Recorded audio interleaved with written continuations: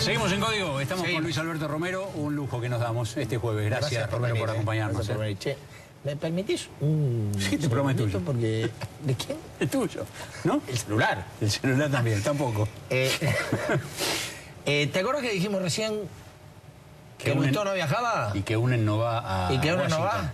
Sí. WhatsApp, desde la escalerilla del avión, casi. No. Martín Lustó va. Así que van, Sturzenegger. Hasta ahora. Sturzenegger, Justossi y Martín Lustó en representación del UNEN, Frente Amplio UNEN.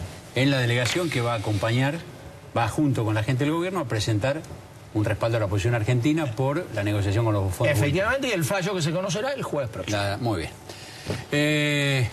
Vamos a lo nuestro, Romero. Vamos a lo nuestro.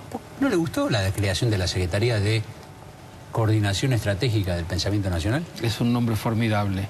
¿Es extraordinario? ¿Formidablemente qué? Es formidable, ¿no? La combinación del pensamiento nacional con la coordinación estratégica para un gobierno que le quedan 15 meses de gestión. Es fantástico, ¿no? Pensar que en 15 meses van a ordenar una estrategia de algo que nadie sabe qué es, que es el pensamiento nacional, ¿no? Bueno, esto es un poco, ¿no? Porque, es la nada de la nada, ¿no? De pronto se quedó enganchado alrededor de la figura de Ricardo Foster y yo, pero es, digamos, me parece que es secundario, ¿no? Aquí el tema es, ¿qué significa? ¿Cómo podría coordinarse un pensamiento nacional? ¿Y quién determinaría cuál es el pensamiento nacional? Mire, yo creo que en la práctica eso no es nada, o es otra cosa, o es elecciones, o es un poco de cotillón, etcétera, ¿no? El nombre ya es como si el subconsciente aflorara, ¿no? Y muchas de las cosas que forman parte del relato oficial y algunas de las que no se decían emergen en ese nombre, ¿no? Porque eso, estrategia y pensamiento nacional, así juntos, es el Perón de 1950. El Perón... ¿Y eso es bueno o es malo? Para el que le gusta, como suele decir mi suegra, ¿no? A mí me parece espantoso, ¿no? Me parece espantoso porque el Perón de 1950 es el que más se parece al Mussolini de 1930. No, eso ¿no? le iba a preguntar si eso... A ver, uno dice Perón, pero no remite aún a cosas más... Mire, eso es lo interesante, ¿no? A mí, por lo menos, eso me interesa mucho, ¿no? En primer lugar, la palabra estrategia remite a ejército.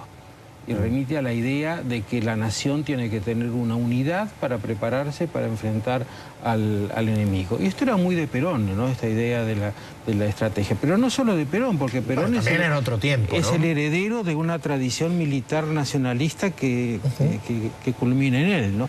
Después está lo de la unidad de la fe nacional, ¿no? Acá tiene mucho que ver la Iglesia Católica, ¿no? El catolicismo fuerte de la primera mitad del siglo XX, anterior al concilio, ¿no? Es decir, la unidad... Y luego está la idea de la nación, que es la idea, llamémosle populista, que viene del romanticismo, pasa por el fascismo y termina en el peronismo, que es esa idea de que hay un pueblo que tiene un alma, ¿no? Y que es lo mismo que la nación. Entonces de la nación emerge un pensamiento homogéneo, consistente, ¿no?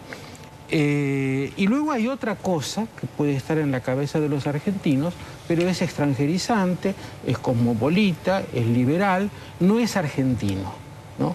Y esta es la idea que evoca esta frase, y por eso yo le decía que es tan fácil engancharla con el discurso de Cristina, que permanentemente está dividiendo al país en dos, ¿no es cierto? Esa idea de que está lo nacional y lo antinacional, ¿no? Romero, ahí el zócalo de nuestra pantalla dice el control del pensamiento. A uno si lo dice así, ¿se parece, no es demasiado el control del pensamiento? ¿O usted cree que se apunta a algo?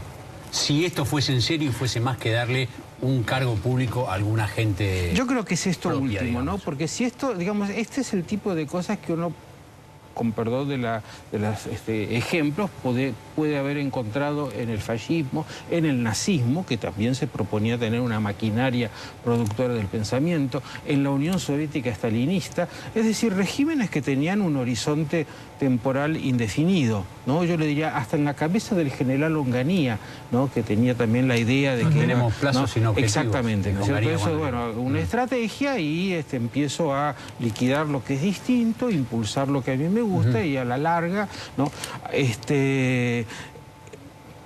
Eso es lo que está en esto de la coordinación estratégica. Como bien dijo usted, es un gobierno democrático que tiene un horizonte democrático. Sí. 10 de diciembre del año que viene. Entonces, de ahí pasamos a... De preguntarnos cómo se les ocurrió ese título, pasamos a las materialidades conducentes, que es, hay un señor al cual lo queríamos hacer embajador porque se merecía un premio y no lo pudimos hacer, le damos este lugar, y yo creo que hay un Ministerio de Cultura que está siendo acondicionado para la campaña electoral, ¿no? La figura de Javier Grossman me parece que muy sintomática, ¿no? Entonces esta parte del Ministerio de Cultura va a producir eventos nacionales, ¿no?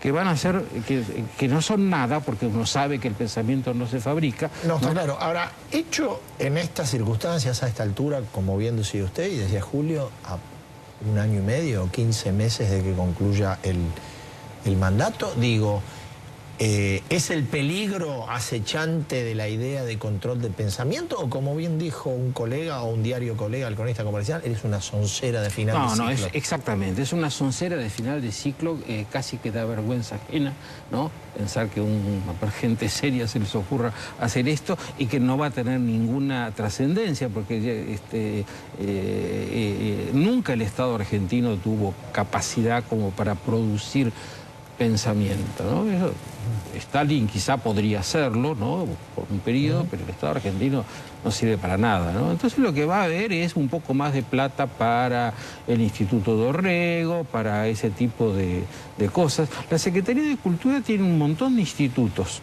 El Instituto Perón, el Instituto Eva Perón, el Instituto Irigoyeniano, el Instituto Sanmartiniano, el Browniano, el Belgraniano, ¿no? Pero usted está haciendo un relato literal exactamente. ¿O hay algo de ficción también? No, todos esos institutos existen. El Instituto Nacional Sanmartiniano, el Instituto Juan Domingo Perón, el Instituto Irigoyeniano, que es más o menos reciente, el Instituto Dorrego, ¿no? Que es ese que dirige Pacho Donel. Claro. Entonces, en realidad, lo que concretamente tiene la Secretaría de Cultura, o esta Secretaría, son esos institutos, ¿no? Ahora, juntar al Instituto Sanmartiniano, que son que está muy vinculado con el Ejército, con el Instituto Juan Domingo Perón, es una cosa imposible, ¿no? Y además no sirve para nada, ¿no? No sirve para nada porque ninguno de los dos son creadores de pensamiento. El pensamiento se crea en otras partes, ¿no? Yo le diría que finalmente Carta Abierta ha hecho mucho más que lo que puede hacer una Secretaría de Cultura. La coordinación, ¿no? Estratégica. Exactamente, ¿no? Nacional. Porque Carta Abierta, digamos, tenía la cosa de que lo hacía por su lado, como pensadores independientes, entonces eso uno se lo tomaba más en serio. Esto otro que viene por decreto es... Pensamiento por decreto no. Ahora, dígame una cosa, ¿y usted esto, no sé, le pregunto porque verdaderamente no sé, ¿usted esto cree que le quita mérito si lo tuviesen a Forster como pensador, como filósofo, a Horacio González, director de la Biblioteca Nacional, miembro de Carta Abierta, a los intelectuales que han acompañado y está acompañando al kirchnerismo? Bueno, Horacio González tiene una gestión muy larga en la biblioteca y yo le diría que buena, ¿no? Porque además de ser un intelectual de Carta Abierta, ha hecho de la biblioteca un espacio muy amplio, con mucho respeto por todas las corrientes de pensamiento, y ha sido una buena administración, ¿no? Se ha rodeado de gente muy buena, ¿no? Me refiero en cuanto al pensamiento. En cuanto al las pensamiento, ideas que ellos han elaborado, que han discutido, que han difundido.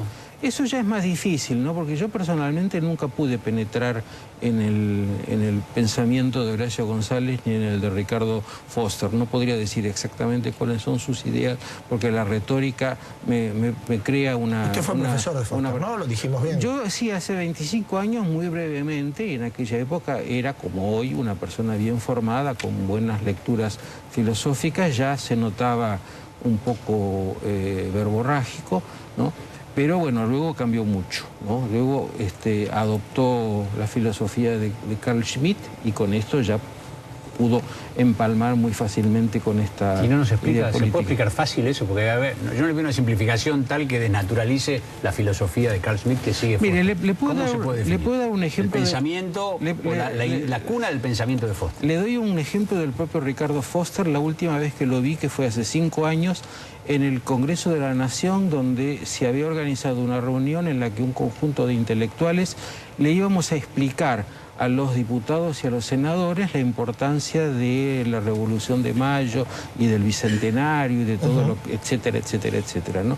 Y a mí se me ocurrió hacer una defensa de las leyes y de las normas y del Estado de Derecho, y Ricardo Foster me dice, las leyes se hacen para violarlas. Que es una frase corriente, común, que hemos oído muchas veces, solo que dicha en el Congreso, delante de los diputados y los senadores, es realmente curioso, ¿no es cierto? Bueno, eso es Carl Schmitt, ¿no? Carl Schmitt es la idea de que cualquier tipo de normatividad está sujeto a las decisiones políticas del poder. ¿Qué es lo que Cristina dice a cada rato? Y hace. ¿No? Exactamente, hace y lo justifica diciendo, a mí me votaron y yo puedo hacer lo que quiera. Puedo hacer lo que quiera, ¿no es cierto? El poder está por encima del Estado de Derecho. Yo creo que todos los que estamos molestos por esto, lo que decimos es la Argentina necesita Estado de Derecho, ¿no? Necesita instituciones, y luego que los gobernantes se adecuen al lugar que las instituciones le dejan. Bueno, esto es la inversa, ¿no? Y realmente no es muy complicado, son dos maneras completamente distintas de entender la democracia, porque las dos ideas remiten a lo mismo, remiten al pueblo, la voluntad del pueblo, etcétera. Solo que el pueblo no sabemos exactamente lo que es una palabra a llenar, ¿no es cierto? Y ellos tienen la idea de que hay un pueblo unánime, con una cultura nacional, un pensamiento nacional y una voluntad unánime que se transfiere al gobernante. Y otros pensamos que el pueblo es variado, que hay de todo y que todo tiene un lugar, debe ser respetado y hay un consenso que construir, ¿no? Romero, mil gracias. Bueno, gracias a ustedes. Gran gusto de haberlo tenido acá. 42 segundos 15 me dice. Y premiamos. Y vamos a los premios. Ya venimos.